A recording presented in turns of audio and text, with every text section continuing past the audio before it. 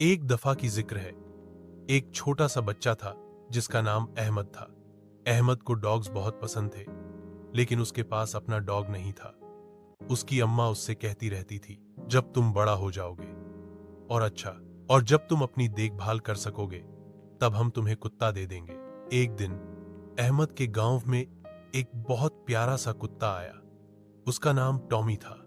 Tommy बहुत friendly और playful था।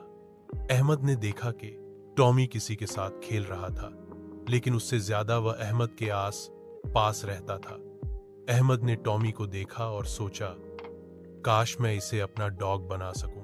एक दिन जब अहमद घर के बागीचे में एक खेल रहा था, उसने टॉमी को फिर से देखा।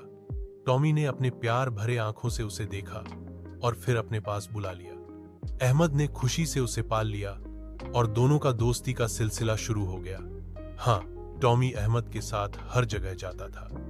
वह अहमद के साथ स्कूल भी जाता था, और जब अहमद के साथ खेलता तो वह डॉग उसे हर वक्त प्यार से लपक लेता। टॉमी और अहमद की दोस्ती इतनी गहरी हो गई थी कि अगर कोई दुहक होता तो दोनों एक दूसरे के साथ होते, और अगर खुशी होती तो दोनों मिलकर हंस रहे होते। ऐसे ही अहमद का सपना पूरा हो गया था। उसके पास अपना एक डॉग था, जो ना सिर्फ वह उसका दोस्त था, बल्कि उसका हमेशा का साथी भी बना।